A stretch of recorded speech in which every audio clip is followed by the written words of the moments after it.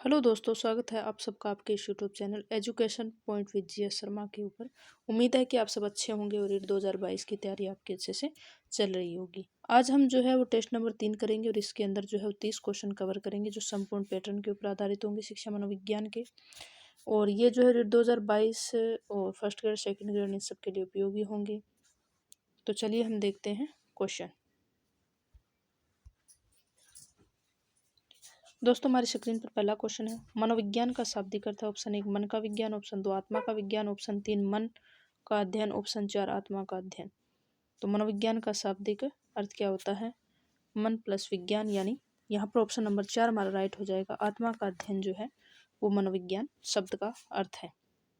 Next question देखते हैं, विकास किस दिशा में होता है? ऑप्शन 1 पैर से सिर की ओर, ऑप्शन 2 परिधि से केंद्र की ओर, ऑप्शन 3 जो है सिर से पैर की ओर, ऑप्शन 4 इनमें से सभी।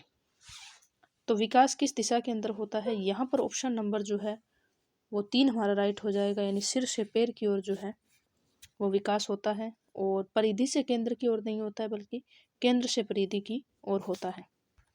नेक्स्ट क्वेश्चन देखते हैं, बालक के विकास को माँ के गर्भ में प्रभावित करने वाले प्रमुख कारण है।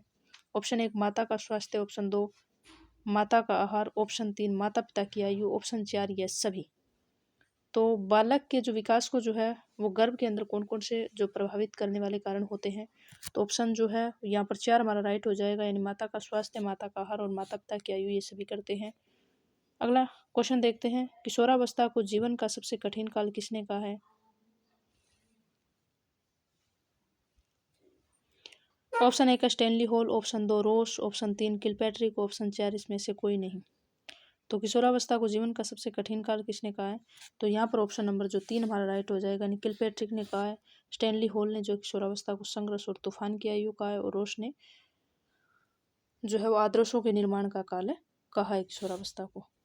नेक्स्ट क्वेश्चन देखते हैं, ब्रजेश महोदय के अनुसार उत्तेजना भाग है। ऑप्शन 1 सामाजिक विकास का, ऑप्शन 2 संवेगात्मक विकास का, ऑप्शन 3 मानसिक विकास का, ऑप्शन 4 शारीरिक विकास का। तो ब्रजेश महोदय के अनुसार जो उत्तेजना है वो ऑप्शन नंबर 2 हमारा राइट हो जाएगा, यानी संवेगात्मक विकास का जो है वो भाग मानी जाती है।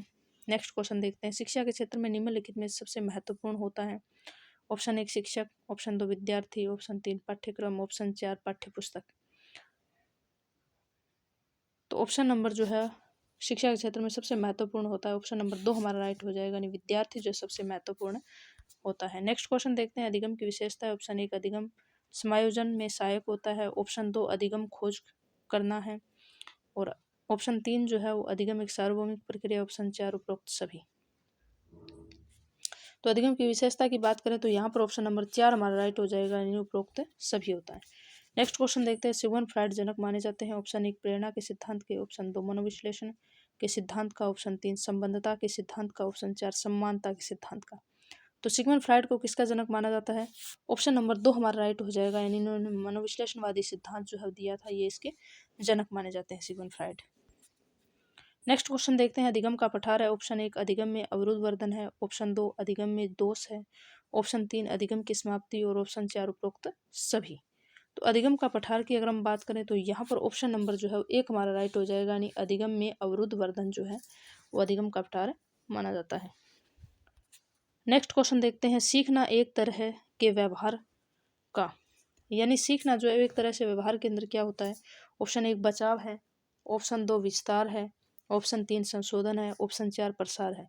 तो सीखना एक तरह के जो है व्यवहार के अंदर क्या होता है? तो ऑप्शन नंबर 4 हमारा राइट हो जाएगा, यानी प्रसार होता है। नेक्स्ट क्वेश्चन देखते हैं, स्कीमा का मतलब होता है। ऑप्शन 1 खंडन क्रिया विधि, ऑप्शन 2 अधिगम विधि, ऑप्शन 3 लंबे समय के यादाश्त में सूचना के संगठित पैकेट का एकत्रित होना, ऑप्शन 4 शारीरिक प्रतिवाद क्रिया विधि। तो यहाँ पर जो है हमारा ऑप्शन नंबर 3 हो जाएगा, यानी स्कीमा का क्या मतलब होता है? एक लंबे समय से यादाश्त में सूचना के संगठित पैकेट्स का एकत्रित हो जाना या होना। नेक्स्ट क्वेश्चन देखते हैं, सूझ या अंतर्दृष्टि के सिद्धांत का प्रतिपादन किसने किया था? तो ऑप्शन नंबर 1 थोंडोइक, ऑप्शन 2 गेस्टाल्टवादी, ऑप्शन 3 पावलोव, ऑप्शन 4 स्किनर। तो सूझ व अंतर्दृष्टि का सिद्धांत किसने दिया था? गेस्टाल्टवादियों ने दिया था। ऑप्शन नंबर 2 हमारा राइट हो जाएगा। गेस्टाल्टवादियों में मैक्स वर्दिमर भी होते हैं, इसके अलावा कोहलर भी है, कोफका भी है, इन सब का जो है वो सहयोग रहा था। लेकिन जो सबसे ज़्यादा इसके अंदर जो है प्रयोग किया था, तो चिंपैंजी के ऊपर जो है प्रयोग किसने किया था? तो कोहलर ने किया था। नेक्स्ट क्वेश्चन देखते हैं, इरोस शब्द संबंधित है, यानी ये इरोस और थेनेटोज, यानी थेनेटोज दो जो मूल प्रवृत्तियां, यानी ये जो दो मूल प्रवृत्तियां किसने दी थी, ये फ्राइड ने दी थी, सिगमंड फ्राइड ने, और मूल प्रवृत्तियों का सिद्धांत भी दिया गया था जो कि मैकडूगल के द्वारा दिया गया था। तो इरोस शब्द जो है वो किससे संबंधित है, तो यहाँ पर हम देखते हैं जीवन मूल प्रवृत्ति थे, ऑप्शन 2 मरण मूल प्रवृत्ति से, ऑप्शन 3 भय मूल प्रवृत्ति से, ऑप्शन 4 प्राकृतिक मूल प्रवृत्ति से। तो यहाँ पर हमारा ऑप्शन नंबर 1 राइट हो जाएगा, यानी जीवन मूल प्रवृत्ति से इरोस शब्द का संबंधित है, और थेनेटोज जो है वो मरण मूल प्रवृत्ति से संबंधित है। नेक्स्ट क्वेश्चन देखते हैं, क्रोध व भय प्रकार है, तो क्रोध व भय किसके प्रकार है, ऑप्शन 1 प्रेरणा के, ऑप्शन 2 संवेग के, ऑप्शन 3 परिकल्पना के, ऑप्शन 4 मूल प्रवृत्ति की। तो क्रोध व भय जो है वो किसके प्रकार है, तो ऑप्शन नंबर 2 हमारा राइट हो जाएगा, यानी संवेग के प्रकार होते हैं। नेक्स्ट क्वेश्चन देखते हैं, विकृत लिखावट से संबंधित लिखने की योग्यता में कमी किसका एक लक्षण है, option 1 dysgraphia, option 2 dyslexia, option 3 dyspraxia, option 4 dyscalculia. तो विकृत लिखावट से संबंधित जो है लिखने की योग्यता में कमी किसका एक लक्षण है, तो यहाँ पर ऑप्शन नंबर 1 हमारा राइट हो जाएगा, यानी डिस्ग्राफिया का जो है ये लक्षण माना जाता है। डिस्लेक्सिया की बात करें तो ये पठन से संबंधित जो है समस्या होती है। डिस्फ्रेक्सिया जो है वो गतिक संबंधी, यानी पढ़ना लिखना इससे जो है वो गति से संबंधी जो समस्या है वो डिस्फ्रेक्सिया के अंतर्गत आ जाती है। और डिस्केलकुलिया जो है वो गणित से संबंधी विकृति जो होती है ये जो है डिस्केलकुलिया के अंदर आ जाती है। नेक्स्ट क्वेश्चन देखते हैं, अभिप्रेरणा का परिणाम है, ऑप्शन 1 लक्ष्य केंद्रित व्यवहार, ऑप्शन 2 अनिर्देशित व्यवहार, ऑप्शन 3 उत्तेजनापूर्ण व्यवहार, ऑप्शन 4 समस्या समाधान अभिवृत्ति।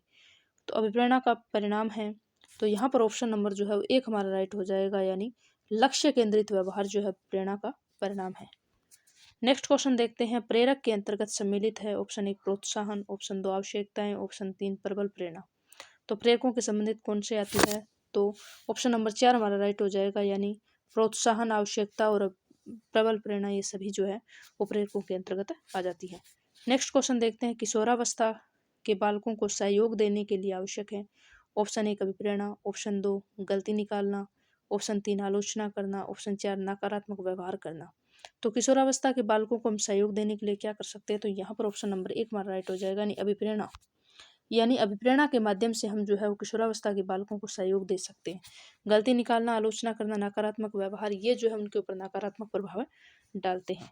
नेक्स्ट क्वेश्चन देखते हैं, मूल प्रवृत्ति कैसी होती है, ऑप्शन 1 जन्मजात, ऑप्शन 2 अर्जित, ऑप्शन 3 जन्मजात व अर्जित, ऑप्शन 4 सभी। तो जो मूल प्रवृत्ति की बात करें तो मूल प्रवृत्ति हमेशा ही जन्मजात होती है, ऑप्शन नंबर 1 हमारा राइट हो जाएगा। नेक्स्ट क्वेश्चन देखते हैं, व्यक्तिगत भेद पाए जाते हैं, ऑप्शन 1 बुद्धि स्तर में, ऑप्शन 2 अभिवृत्ति में, ऑप्शन 3 गतिवाही योग्यता में, ऑप्शन 4 ये है सभी। तो व्यक्तिगत भेद किसके अंदर पाए जाते हैं, तो अगर देखा जाए तो दो व्यक्ति जो है वो कई प्रकार से जो है वो भिन्न भिन्न होते हैं, वे समान नहीं होते हैं, चाहे बुद्धि स्तर पे देखो, अभिवृत्ति से देखो, या फिर गतिवाही योग्यता के आधार पर देखो। तो यहाँ पर ऑप्शन नंबर जो हमारा 4 राइट हो जाएगा, यानी इन सभी प्रकार से जो है व्यक्तिगत भेद पाए जाते हैं। नेक्स्ट क्वेश्चन देखते हैं, प्रतिभाशाली बच्चों की पहचान की विधि है, यानी प्रतिभाशाली बच्चों को हम किस विधि के द्वारा जो है पहचान सकते हैं, तो यहाँ पर ऑप्शन नंबर 1 है अवलोकन, ऑप्शन 2 बुद्धि परीक्षण, ऑप्शन 3 व्यक्तिगत परीक्षण, ऑप्शन 4 ये है सभी। तो प्रतिभाशाली बच्चों को पहचानने के लिए जो है ये सभी प्रकार की विधि काम आती है, ऑप्शन नंबर 4 हमारा राइट हो जाएगा, यानी अवलोकन, बुद्धि परीक्षण, व्यक्तिगत परीक्षण। नेक्स्ट क्वेश्चन देखते हैं, निम्न में से कौन सृजनात्मकता संबंधित नहीं है, ऑप्शन 1 मौलिकता, ऑप्शन 2 प्रवाह है, ऑप्शन 3 मितव्ययता और ऑप्शन 4 उपयोगिता। तो सृजनात्मकता से संबंधित नहीं है, तो यहाँ पर जो है ऑप्शन नंबर 3 हमारा राइट हो जाएगा, मितव्ययता जो है सृजनात्मकता से संबंधित नहीं है। नेक्स्ट क्वेश्चन देखते हैं, अहम निर्देशित होता है, यानी अहम, इदम, अहम और परम अहम, ये जो 3 प्रकार के जो है मन के प्रकार जो है किसने बताए, सिगमंड फ्राइड के अनुसार बताए गए हैं। तो यहाँ पर इसके अंदर जो है अलग अलग सिद्धांत से ये जो है निर्देशित होते हैं। तो ये पूछ रहा है कि अहम जो है किससे निर्देशित होता है, तो ऑप्शन 1 है सुख के सिद्धांत द्वारा, ऑप्शन 2 है वास्तविकता के सिद्धांत के द्वारा, ऑप्शन 3 है आदर्शवादी सिद्धांत के द्वारा, ऑप्शन 4 है सामान्य सिद्धांत के द्वारा। तो अहम किसके द्वारा निर्देशित होता है, यहाँ पर अगर हम देखें तो अहम जो है वो ऑप्शन नंबर 2 हमारा राइट हो जाएगा, यानी ऑप्शन नंबर 2 हमारा जो है वो राइट हो जाएगा, यानी वास्तविकता के सिद्धांत के द्वारा जो है वो अहम निर्देशित होता है। सुख के सिद्धांत की बात करें तो सुख के सिद्धांत के द्वारा जो है वो हमारा इड, या हम जिसको इदम कहते हैं वो जो है इससे संचालित होता है, और आदर्शवादी सिद्धांत से जो है सुपर ईगो निर्देशित होता है। नेक्स्ट क्वेश्चन देखते हैं, TAT परीक्षण किसके द्वारा बनाया गया था? यानी TAT परीक्षण व्यक्तित्व परीक्षण के अंतर्गत आता है, और ये किसने दिया था? तो ऑप्शन 1 है Rorschach, option 2 Allport, option 3 Maslow, option 4 Murray. तो TAT परीक्षण जो है वो हमारा ऑप्शन नंबर 4 हो जाएगा, यानी मुर्रे व मार्गन नामक इन 2 मनोवैज्ञानिकों ने मिलकर दिया था। सबसे पहले मुर्रे ने दिया था। नेक्स्ट क्वेश्चन देखते हैं, डेनियल गोलमैन संबंधित है, यानी डेनियल गोलमैन जो अमेरिका के थे, ये किससे संबंधित है? यहाँ पर ऑप्शन नंबर 1 है सृजनात्मकता से, ऑप्शन 2 सामाजिक बुद्धि से, ऑप्शन 3 संवेगात्मक बुद्धि से, ऑप्शन 4 इनमें से कोई नहीं। यानी डेनियल गोलमैन जो है किससे संबंधित माने जाते हैं? तो यहाँ पर ऑप्शन नंबर जो है वो 3 हमारा राइट हो जाएगा, यानी संवेगात्मक बुद्धि से जो है वो डेनियल गोलमैन संबंधित है। नेक्स्ट क्वेश्चन देखते हैं, अमूर्त बुद्धि किसी व्यक्ति की मदद करती है? ऑप्शन 1 इंजीनियर बनने में, ऑप्शन 2 समस्या सुलझाने में, ऑप्शन 3 औद्योगिक कार्य करने में, ऑप्शन 4 सामाजिक कार्यकर्ता बनने में। तो अमूर्त जो बुद्धि होती है वो व्यक्ति की किसके अंदर मदद करती है? तो ऑप्शन नंबर 2 हमारा जो है यहाँ पर राइट हो जाएगा, इन समस्याओं को सुलझाने के अंदर जो है अमूर्त बुद्धि इनका सहयोग करती है। नेक्स्ट क्वेश्चन देखते हैं, क्रियात्मक अनुसंधान का प्रमुख कार्य है, यानी क्रियात्मक अनुसंधान का प्रमुख कार्य क्या है? ठीक है, तो क्रियात्मक अनुसंधान का प्रमुख कार्य जो है वो क्या माना जाता है? ऑप्शन 1 है नए तथ्यों की खोज करना, ऑप्शन 2 है स्थायी समस्याओं का समाधान करना, ऑप्शन 3 ज्ञान देना, ऑप्शन 4 जो है नई आधारभूत समस्याओं का समाधान करना।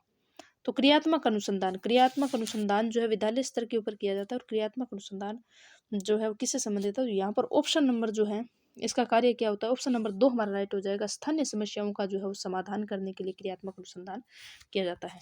नेक्स्ट क्वेश्चन देखते हैं, निजी स्कूलों में गरीब बच्चों के लिए सीटें आरक्षित, यानी जो निजी स्कूल है उनके अंदर गरीब बच्चों के लिए कितने प्रतिशत सीटें जो है रखी जाती है? यहाँ पर प्रतिशत था, ठीक है, तो यहाँ पर ऑप्शन 1 25%, ऑप्शन 2 30%, और ऑप्शन 4 जो 40, और ऑप्शन 3 40 और ऑप्शन 4 जो है 50। तो निजी स्कूलों के अंदर गरीब बच्चों के लिए जो है वो सीटें कितनी आरक्षित होती है? तो ऑप्शन नंबर जो है वो 1 हमारा राइट हो जाएगा, यानी 25% सीटें जो आरक्षित होती हैं। नेक्स्ट क्वेश्चन देखते हैं, भारत के संविधान में किसके लिए निःशुल्क व अनिवार्य शिक्षा है? ऑप्शन 1 सभी बच्चों के लिए, ऑप्शन 2 14 वर्ष तक सभी बच्चों के लिए, ऑप्शन 3 सभी छात्रों व ये प्रौढ़ों के लिए, ठीक है, ये थोड़ा टाइपिंग मिस्टेक हो गया, सभी छात्रों व सभी प्रौढ़ों के लिए, और नेक्स्ट ऑप्शन नंबर 4 है सभी नागरिकों के लिए। तो यहाँ पर जो है हमारा ऑप्शन नंबर 2 राइट हो जाएगा, यानी भारत के अंदर जो संविधान के अंदर जो है निःशुल्क अनिवार्य शिक्षा जो है वो 14 वर्ष तक के सभी बच्चों के लिए जो है वो लागू की गई है।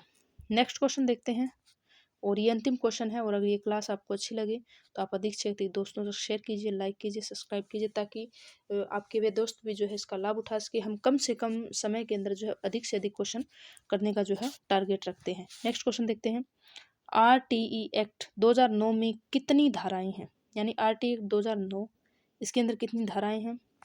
Option 1 36, option 2 25, option 3 45, option 4 38। तो RTE एक्ट जो है वो 2009 के अंतर्गत जो है वो 38 धाराएं हैं,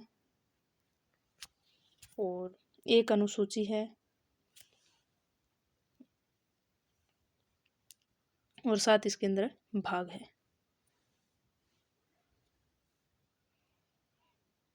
अच्छा दोस्तों, ये थे हमारे 30 क्वेश्चन, और अगर आपको ये क्लास अच्छी लगे तो आप कमेंट बॉक्स में ज़रूर अपना सुझाव दीजिएगा, और क्लास को देखने के लिए बहुत बहुत धन्यवाद।